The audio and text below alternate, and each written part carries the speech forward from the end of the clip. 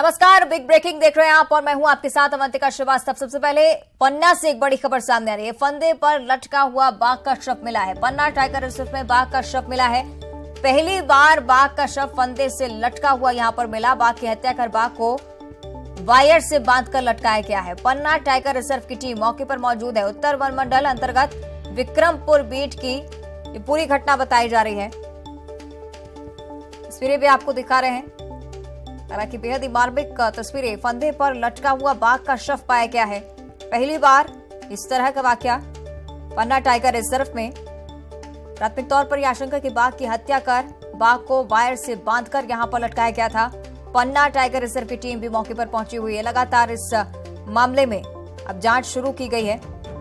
उत्तर one मंडल अंतर्गत Vikrampur beat की घटना। तो फंदे पर लटका हुआ बाघ का शव पाया गया। पन्ना टाइगर रिजर्व से तस्वीरें सामने आई हैं। पहली बार बाघ का शव फंदे से लटका मिला है। हत्या की आशंका, उसके बाद वायर से बांधकर बाघ को यहां पर लटकाया गया। ज्यादा जानकारी हम लेंगे सहयोगी संजय तिवारी हमारे साथ फोन लाइन पर जुड़ रहे हैं। संजय, क्या कुछ जानकारी इस पूरी घटना पर अभी तक? जी अवंतिका, जैसा कि आपने दर्शकों को बताया कि यह पन्ना के उत्तर वन मंडल के विक्रमपुर की घटना है, जहां पर यह बाघ तस्वीरों में दिख रहा है, लटका हुआ है। और यह क्लच वायर, जो मोटरसाइकिल का क्लच वायर होता है, उसके फंदे पर लटका हुआ है। हालांकि मीडिया को अभी वहां पर जाने नहीं दिया जा रहा। घटना स्थल पर हम लोगों को 200 मीटर की दूरी पर रोका गया है। आला अधिकारियों के आने का इंतजार किया जा रहा है। सीसीएफ छतरपुर यहाँ पर पहुंचेंगे और वह इसका निर्णय करेंगे कि यह बाघ को लटकाया गया है या किसी जंगली जानवर को फंसाने के लिए किसान प्रायः फंदा लगा देते हैं और बाघ आकर के फंस गया हो। यह भी आशंका जताई जा रही है। दोनों आशंकाएं हैं। हालांकि पन्ना टाइगर रिजर्व में बाघों की संख्या 70 से भी अधिक है, तो इसलिए बाघ अगल बगल विचरण करते पाए जा रहे हैं। और इस तरीके की घटनाएं जो हो रही हैं, बाघ मारे जा रहे हैं, यह बहुत ही चिंताजनक विषय है। जी अवंतिका। बिल्कुल संजय, जानकारी ये भी कि पहली बार इस तरह की घटना टाइगर रिजर्व से सामने आई है, लेकिन क्या कोई पहले की आशंका, क्या शिकारियों की तरफ से ऐसे शिकार पन्ना टाइगर रिजर्व में पहले किया गया? जी निश्चित रूप से 2009 में पन्ना टाइगर रिजर्व में बाघों की संख्या 0 हो गई थी। और उस समय पर जब सीबीआई जांच की गई थी तो उसमें पाया गया था कि पोचिंग के चलते ही यहाँ के बाघों की संख्या 0 हुई है। शिकार बहुत ज्यादा यहाँ पर हुए थे। इसके बाद 2009 में ही बाघ पुनर्स्थापना योजना यहाँ पर प्रारंभ की गई, जो कि प्रदेश के अलग अलग टाइगर रिजर्व से यहाँ पर बाघ बाघिन लाए गए और यहाँ पर उन्हें पुनर्स्थापना के दौरान छोड़ा गया। इसके बाद यहाँ पर 70 से अधिक बाघ बाघिन विचरण कर रहे हैं और यही कारण है कि बाघों की बढ़ गई है संख्या। और बड़ी संख्या के कारण बाघ कभी सड़कों पर दिखाई देते हैं, कभी किसानों के खेतों पर दिखाई देते हैं। और किसान है कि बाघ को मारते तो नहीं है, लेकिन उनके डर के कारण हो सकता है किसी के साथ किसान ने जंगली जानवर उनकी खेती को नुकसान ना करे, इस वजह से यह फंदा लगाया हो। लेकिन जिस तरह से ये तस्वीर में दिख रहा है कि बाघ ऊंचाई पर है, इस तरीके से दिख रहा है जैसे वो लटकाया गया हो, इसकी अभी जांच होनी है। सीसीएफ छतरपुर का इंतजार किया जा रहा है। हालांकि पन्ना टाइगर रिजर्व के फील्ड डायरेक्टर एवं डिप्टी डायरेक्टर दोनों मौजूद हैं और यहाँ पर चारों तरफ से सूक्ष्मता से जांच की जाएगी कि यह बाघ की हत्या की गई है या धोखे से किसी जंगली जानवर के लिए, जो किसान प्रायः अपनी किसानी बचाने के लिए, खेती बचाने के लिए फंदा लगा देते हैं, इस वजह से ये धोखे से फंस गया है। इसकी जांच की जाएगी।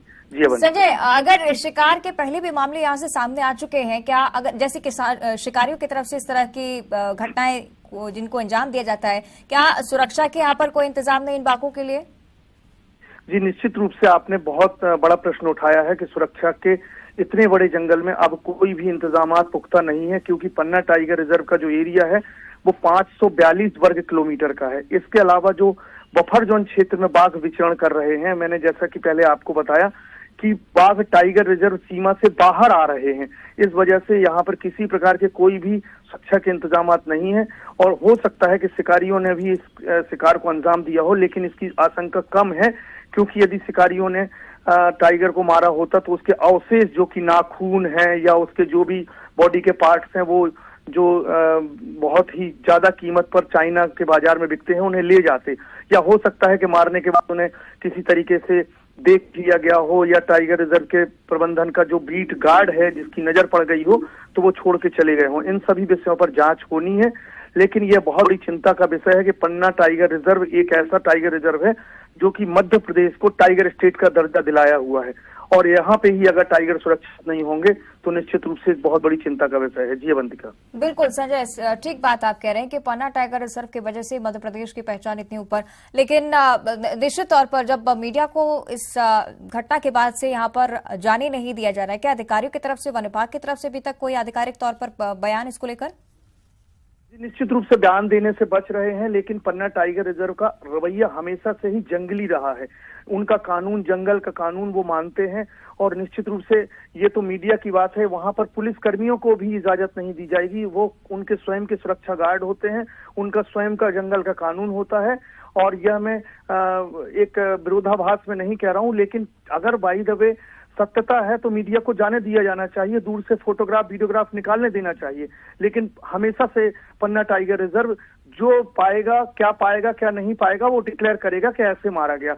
यही कारण है कि पन्ना टाइगर रिजर्व में आए दिन बाघों की मौतों के मामले सामने आते हैं और कोई भी कार्रवाई नहीं होती, ना ही कोई आला अधिकारी के ऊपर और ना ही किसी सुरक्षा कर्मी के ऊपर और ना ही किसी को पकड़ा जाता है। यही कारण है कि यहाँ पर टाइगर्स की और टाइगरों की लगातार मौतें हो रही हैं। जीवंती। बिल्कुल संजय, बहुत ही बड़ी बात आपने कही है, क्योंकि अब मध्य प्रदेश की शान है पन्ना टाइगर रिजर्व, और सरकार की तरफ से, अगर प्रशासन की तरफ से इस पूरे मामले पर दखल नहीं दिया जाता तो इस तरह की वारदातें तो बढ़ती रहेंगी, क्योंकि कोई भी सख्त कार्रवाई मौके पर नहीं होती है। जी बिल्कुल, आपने बहुत सत्य बात कही। और मैं आपको यह भी बता दूं कि पन्ना टाइगर रिजर्व का जो भी फैसला निकल कर आएगा वह सभी को मानना पड़ेगा।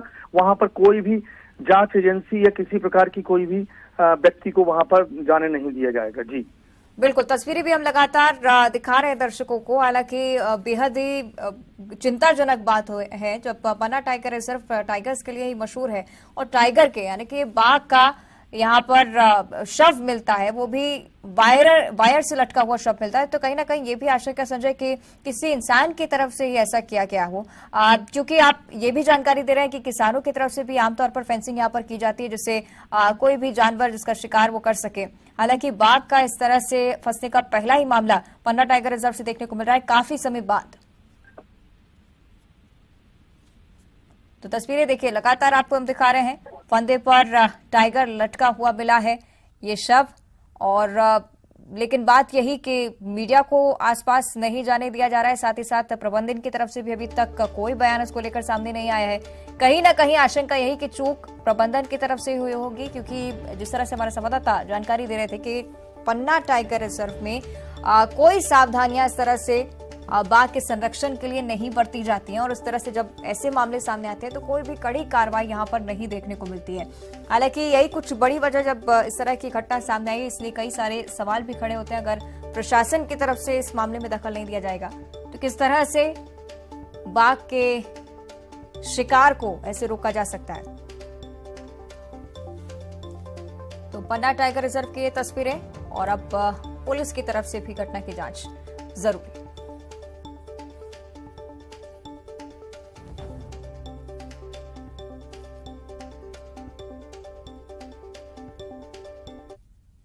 और अब भोपाल से बड़ी खबर है। उद्योगपतियों और फ्रेंड्स ऑफ एमपी से सीएम शिवराज सिंह चौहान ने बात की है। यूएसए के उद्योगपतियों से सीएम ने चर्चा की वीडियो कॉन्फ्रेंसिंग के जरिए, और वीडियो कॉन्फ्रेंसिंग के दौरान कई सारे जाने माने उद्योगपति भी मौजूद रहे। मध्य प्रदेश में निवेश को लेकर सीएम ने बातचीत की है। साथ ही साथ ग्लोबल इन्वेस्टर समिट में भी शामिल होने का न्योता सीएम शिवराज सिंह चौहान ने दिया है।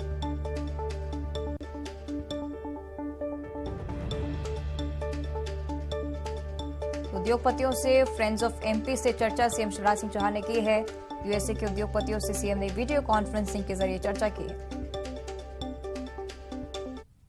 सारी दुनिया को ही एक परिवार की नजर से देखता है, और हमेशा भारत में यही मंगल कामना की है कि सब सुखी हो, सब निरोग हो, सबका मंगल हो और सबका कल्याण हो। सर्वे भवन्तु सुखिनः, सर्वे सन्तु निरामया। और हमारे प्रधानमंत्री श्रीमान नरेंद्र मोदी जी केवल भारत नहीं, दुनिया के कल्याण के लिए भी प्रयत्नरत है। उनके नेतृत्व में एक वैभवशाली, गौरवशाली, संपन्न, समृद्ध भारत का निर्माण तो हो ही रहा है, लेकिन दुनिया की समृद्धि और विकास के लिए हम और क्या बेहतर कर सकते हैं, उसके लिए भी वो लगातार प्रयत्न कर रहे हैं। और भोपाल से एक और बड़ी खबर है। आदिवासियों की जमीन खरीदने और बेचने के नियम अब सख्त होने वाले हैं। जमीन बिक्री के लिए कलेक्टर को अब अधिकार दिए जाएंगे। एडीएम और एसडीएम भी अब अनुमति देते आ रहे थे, लेकिन अब जो कानून है उन्हें और सख्त किया जा रहा है। फर्जीवाड़े की शिकायतें लगातार सामने आ रही थी, उसको देखते हुए सरकार की तरफ से ये महत्वपूर्ण फैसला लिया गया है। जल्द ही आधिकारिक तौर पर भी ये बात सामने आएगी कि कलेक्टर के पास ही अब सिर्फ जमीन की खरीदी बिक्री के अधिकार होंगे। आदिवासियों की जमीन खरीदने बेचने के नियम अब सख्त होने वाले हैं, क्योंकि फर्जीवाड़े की शिकायतें लगातार सरकार को मिल रही थी और उसके बाद ये महत्वपूर्ण फैसला लिया गया है।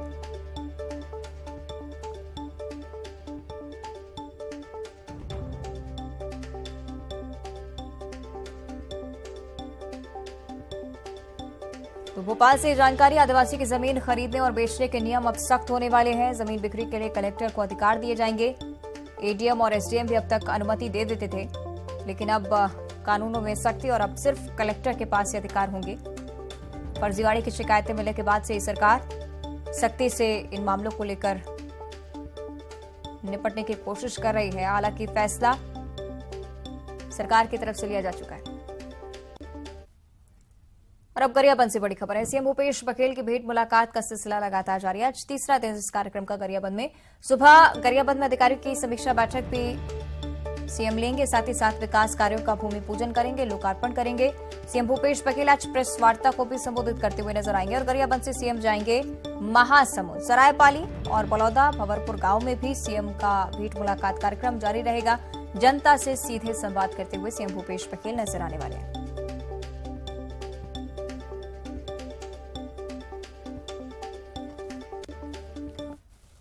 और रायपुर से एक और बड़ी खबर है। आरक्षण विधेयक को लेकर अभी तक संशय बरकरार, क्योंकि मंजूरी राज्यपाल की अभी तक नहीं मिली है। 4 दिन बीत जाने के बाद भी बिल को मंजूरी नहीं दी गई है। आरक्षण विधेयक पर राज्यपाल ने हस्ताक्षर नहीं किए हैं। राज्यपाल ने सचिव जीएटी को राजभवन तलब किया है। राज्यपाल ने सरकार से पूछा है कि अगर इसे लेकर कोई कोर्ट जाता है तो फिर आगे क्या होगा। बिल को लेकर राज्यपाल विधि विशेषज्ञों से चर्चा करें। हस्ताक्षर नहीं होने पर कांग्रेस ने चिंता भी जाहिर की है।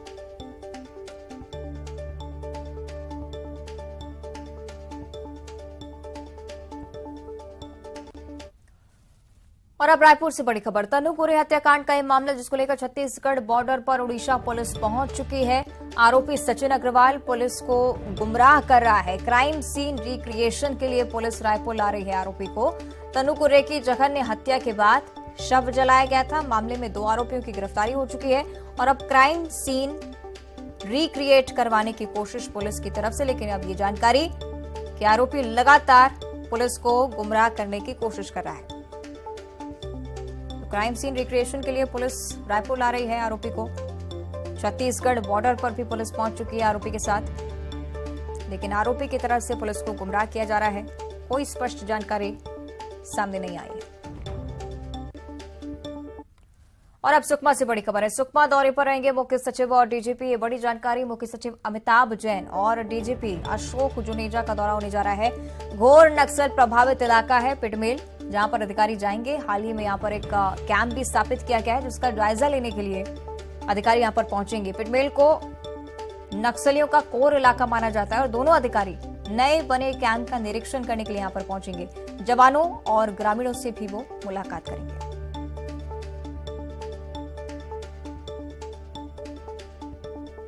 तो सुकमा दौरे पर आएंगे मुख्य सचिव और डीजीपी। ग्रामीणों से मुलाकात करेंगे, जवानों से मुलाकात करेंगे और पिटमेल में नए बने कैंप का निरीक्षण भी करेंगे। और अब जबलपुर से बड़ी खबर है। प्रोफेसर की विवादित पुस्तक पर सियासत लगातार बढ़ती जा रही है। नवीन लॉ कॉलेज के प्रोफेसर की पुस्तक पर विवाद है। साथ ही साथ एफआईआर के बाद सियासत का दौर भी लगातार जारी। मामले में राज्यसभा सांसद विवेक तनखा का ट्वीट सामने आ चुका है। ट्वीट की तस्वीरें आपको दिखा रहे हैं। मैं ऐसी पुस्तक का विरोध करता हूं, साफ तौर पर लिखा है। विवेक तनखा की तरफ से यह भी कहा गया है कि ऐसे मामलों में गाइडलाइन बनाने की बहुत ज्यादा जरूरत है। सुप्रीम कोर्ट इसके लिए पहुंचना चाहिए।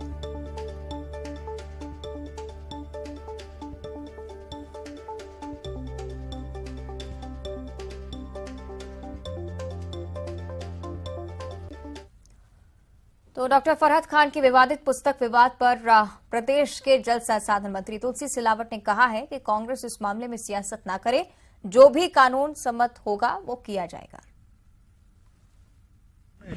आप जानते हैं विस्तृत रूप से हमारे गृह मंत्री जी ने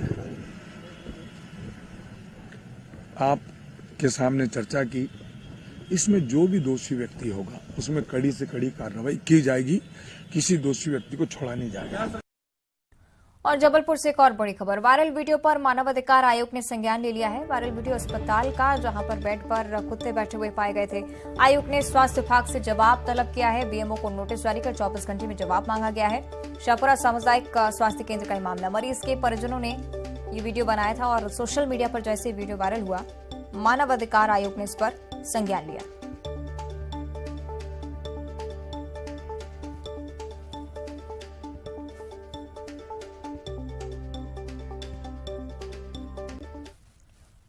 उधर धार से चेन स्नैचिंग का एक मामला सामने आया है। बंदी छोड़ बाबा इलाके में महिला शादी समारोह से लौट रही थी और तभी बाइक सवार दो बदमाशों ने महिला के गले से सोने का हार झपट लिया, फरार हो गया। चेन स्नैचिंग की पूरी घटना सीसीटीवी कैमरे में भी कैद हो गई। तस्वीरें देखें, साफ तौर पर बदमाश चेन स्नैचिंग की वारदात को अंजाम देते हुए तस्वीरों में नजर आ रहे हैं।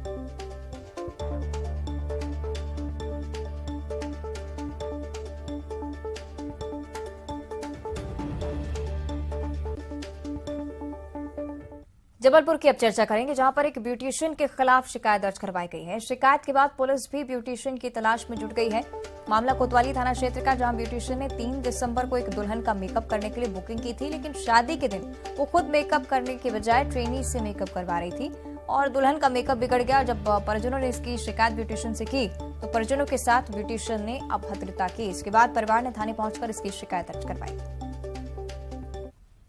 अच्छी देनी चाहिए थी, सर्विस देना आपका काम था, आपका वर्क था, आपको देना चाहिए था, इन्होंने नहीं दिया सर। उसके बाद अभद्रतापूर्ण तरीके से इन्होंने बात की। आज हम यहाँ पर शिकायत दर्ज कराने आए हैं कि मैडम ने जो हमारे साथ अभद्रतापूर्ण बातें की हैं उसकी हम शिकायत। मोनिका पाठक द्वारा स्वयं श्रृंगार न करते हुए अपनी अधीनस्थों के माध्यम से श्रृंगार करवाया गया, जो उचित तरीके का नहीं होने की वजह से इनके द्वारा जब शिकायत दर्ज कराई गई तो मोनिका पाठक के द्वारा अभद्रता, गाली गुप्ता एवं जातिगत रूप से अपमानित करने का प्रयास किया गया है। तो शिकायत पर वैधानिक कार्रवाई की जाकर आपराधिक प्रकरण पंजीबद्ध किया जा रहा है। और अब पेंड्रा से बड़ी खबर है, स्कूल के समय में परिवर्तन किया गया है। सुबह करीब 8:45 पर अब क्लासेस लगना शुरू होंगी। न्यूज 18 की खबर का ये बड़ा असर, बढ़ती ठंड की वजह से आम जनजीवन यहाँ पर प्रभावित है और सुबह बच्चों के स्कूल जाने में बेहद ही परेशानी हो रही थी। तो स्कूल के समय में शिक्षा विभाग ने अब परिवर्तन कर दिया है। न्यूज 18 ने भी प्रमुखता से इस खबर को दिखाया था।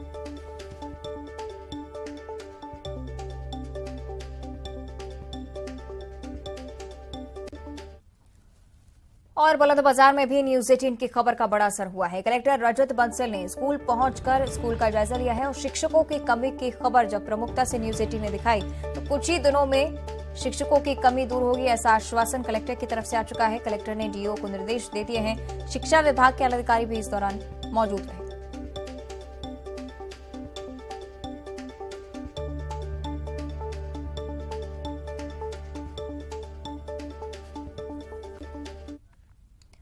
और अब रायपुर से बड़ी खबर है, नशे में धुत ड्राइवर का उत्पात यहां पर देखने को मिला है। कार ने खड़ी गाड़ी को टक्कर मारी और ब्राह्मण पारा पुरानी बस्ती के पास की एक घटना है। कार ड्राइवर गंभीर रूप से घायल हो चुका है। कार से शराब की बोतल भी बरामद की जा चुकी है। पुरानी बस्ती थाना इलाके का ये मामला है। रायपुर से जानकारी, नशे में धुत ड्राइवर का उत्पात देखने को मिला है। तस्वीरें भी आपको दिखा रहे हैं इस घटना से जुड़ी हुई। खड़ी गाड़ी को कार ने टक्कर मारी, नशे में धुत ड्राइवर। और अब मुरैना से बड़ी खबर है, मिलावटी पनीर बनाने वाली डेयरी पर छापामार कार्रवाई हुई है। बड़ी मात्रा में तैयार पनीर, रिफाइंड ग्लूकोज पाउडर जब्त किया जा चुका है। खाद्य विभाग ने भी सैंपलिंग कर ली है। साथ ही साथ खाद्य विभाग ने पुलिस को मामला दर्ज करने का आवेदन भी दिया है। सिविल लाइन थाना क्षेत्र के महाराजपुर रोड का ये मामला है। मुरैना से बड़ी जानकारी, मिलावटी पनीर बनाने वाली डेयरी पर छापामार कार्रवाई। बड़ी मात्रा में तैयार पनीर, रिफाइंड ग्लूकोज का पाउडर भी जब्त किया गया। खाद्य विभाग ने सैंपल्स जांच के लिए भेज दिए हैं और केस दर्ज करने के लिए आवेदन भी पुलिस को दे दिया है। सिविल लाइन थाना क्षेत्र के महाराजपुरा रोड का ये मामला है। मिलावटी पनीर बनाने वाली डेयरी पर छापा मार कार्रवाई, मुरैना से जानकारी। तो बड़ी मात्रा में तैयार पनीर, रिफाइंड और ग्लूकोज पाउडर जब्त किया गया है। खाद्य विभाग ने सैंपल भी ले लिए हैं, जांच के लिए भेज दिए हैं। पुलिस को केस दर्ज करने का आवेदन भी दिया गया है। सिविल लाइन थाना क्षेत्र के महाराजपुरा रोड की एक घटना है। हालांकि मुरैना से आमतौर पर इस तरह की जानकारियां सामने आती रही हैं। एक बार फिर से यहां पर डेयरी पर छापा पड़ा, मिलावटी पनीर यहां पर बनने की सूचना थी। सहयोगी दुष्यंत हमारे साथ फोन लाइन पर जुड़ रहे हैं। दुष्यंत, क्या कुछ जानकारी इस पूरे मामले पर? ये अरविंद का ये पहला मामला नहीं है। जिस तरह से शुद्ध के प्रति युद्ध वाला कार्रवाई चल रही है, उसी तारतम्य में आज जब महाराजपुर रोड पर विनोद यादव की डेयरी पर छापामार कार्रवाई की गई, तो उसमें मिलावटी दूध, बड़ी और मिलावटी पनीर तैयार होता हुआ मिला, जिसमें रिफाइंड केमिकल और ग्लूकोज पाउडर भी जब्त किया गया है। तैयार पनीर भी बड़ी संख्या में मिला है, मात्रा में, उसको भी जब्त कर सैंपलिंग खाद्य विभाग द्वारा की गई है। साथ ही सिविल लाइन थाने में डेयरी संचालक विनोद यादव के खिलाफ एक शिकायती आवेदन भी दिया गया है, जिस पर खाद्य सुरक्षा अधिनियम के तहत FIR करने के भी खाद्य विभाग ने पुलिस विभाग को भेजा है। तो ये कहीं ना कहीं लगातार जिस तरह से खाद्य विभाग द्वारा मिलावटखोरों पर कार्रवाई की जा रही है, तो ये इससे हालांकि मिलावटखोरों में हड़कंप भी है, और यही कारण है कि वो जिला मुख्यालय को छोड़कर इंटीरियर पर काम अधिक कर रहे हैं, और जैसे जैसे खाद्य विभाग को और प्रशासन की टीम को सूचना मिल रही है, उन पर भी कार्रवाई की जा रही है। जी ठीक है, शुक्रिया आपका दुष्यंत जानकारी के लिए।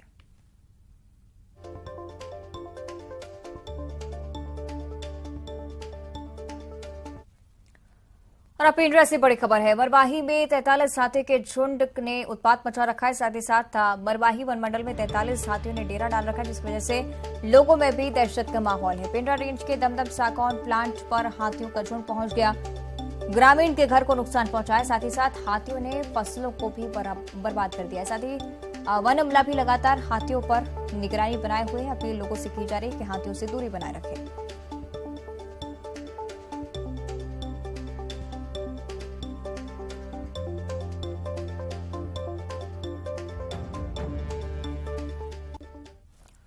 और अब धमतरी से बड़ी खबर है। दंतेल हाथी की मौजूदगी से लोग दहशत में हैं। उत्तर सिंहपुर रेंज में दंतेल हाथी पहुंच गया है। आसपास के 6 गांवों में अलर्ट जारी किया गया है। लोगों को जंगल की ओर नहीं जाने की सलाह दी जा रही है। वन विभाग लगातार निगरानी बनाए हुए। तो धमतरी से जानकारी, दंतेल हाथी की मौजूदगी से लोग दहशत में जीने को मजबूर। बुलेटिन में इतना ही। देखते रहिए न्यूज़ 16।